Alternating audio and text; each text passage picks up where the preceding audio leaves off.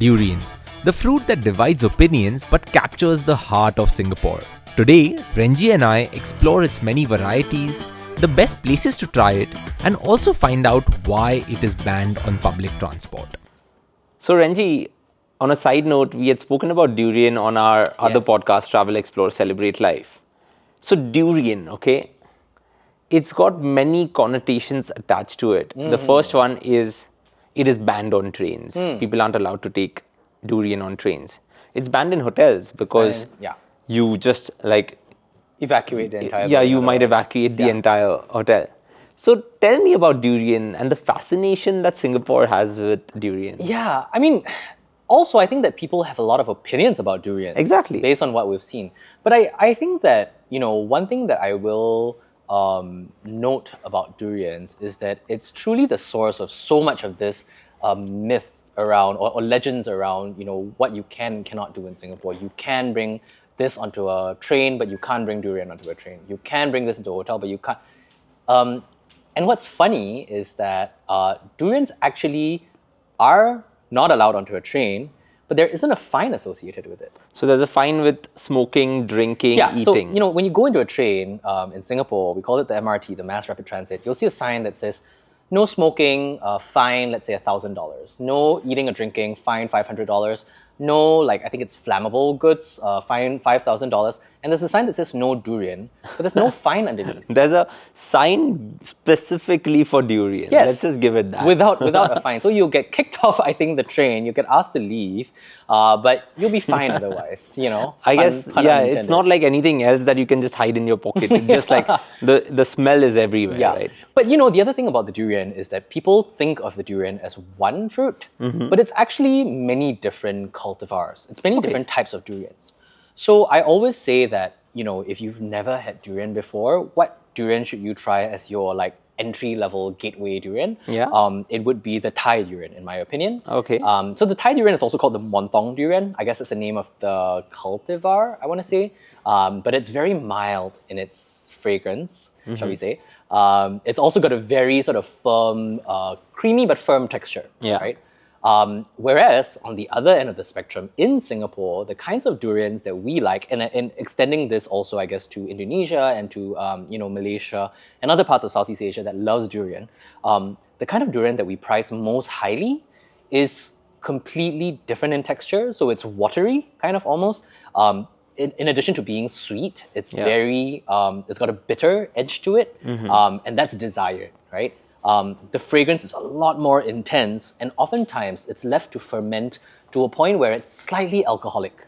Okay. And that gives it all of the complexity and the sophistication in terms of its bouquet and the flavor, that you appreciate.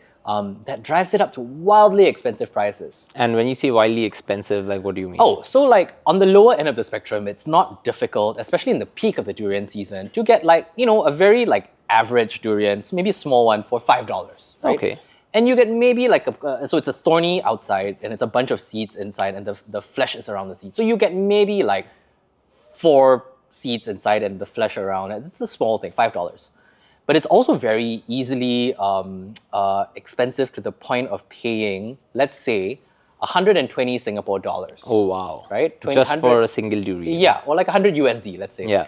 For a single durian, for the more prized variety. And it goes up and up and up and up. And it obviously is depending on where you go. But that's how much Singaporeans love the durian to a point of truly being able to tell you, okay, this is a D24 durian. It's this type of cultivar, and this is the tasting profile that you're going to get. This is, for instance, Musang King durian, and it's from this part of Malaysia. It grows a lot in Malaysia, and it has this other flavor profile. And again, the prices very much depend on how sophisticated the profile is. It's more attuned to how wine is perceived in France, I'm assuming, because someone's very particular of the durian they have, and paying so much for something that has such a short shelf life, right? 1 or 2 days? So I think of it almost as the Singaporean equivalent of mangoes. Okay. The way that Mumbai truly goes crazy during mango season, and everywhere you go, it's mangoes. You can't help but notice.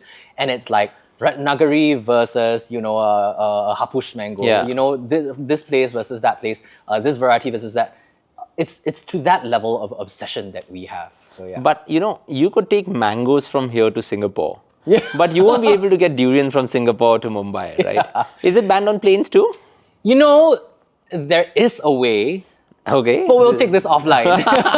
Okay. It is technically not allowed on planes. It's not allowed, It's right? technically Because not it allowed would on planes. stink up, or like the fragrance of a durian would be all over. It's like everyone is going to have durian that flight. So when is durian season? So it's usually in the middle to later part of the year, I would Okay. say. So usually from, I guess, like June all the way until September-ish is the main durian season, and that's also the cheapest time to get durian and to get the best durian because it's plenty. There is also a minor durian season at the start of the year, so between December and February, and that's going to be more expensive. The durians are okay; they're good. But not quite as plentiful and not quite as truly complex and refined as the ones that you get sort of towards the later part of the year. So, Wow. So if I want to buy durian or if I want to try durian, if like I'm a first-time traveler, where do you get good durian? So the east of Singapore is great for durian. Okay. Geylang is one. Balestier is also another district, again in the fringes of the city. But in the city, Chinatown actually has this one stall that I often bring my friends to that has really, truly the best Musang King durian, which is my durian of choice. I think if I go there, Chinatown will probably be easier because it's bang in the middle of the city. Should I keep anything in mind when I'm picking up durian? I think that you must go with a local. Yeah. And a local will be able to curate based on what you are interested in and what your appetite, I suppose, for durian is.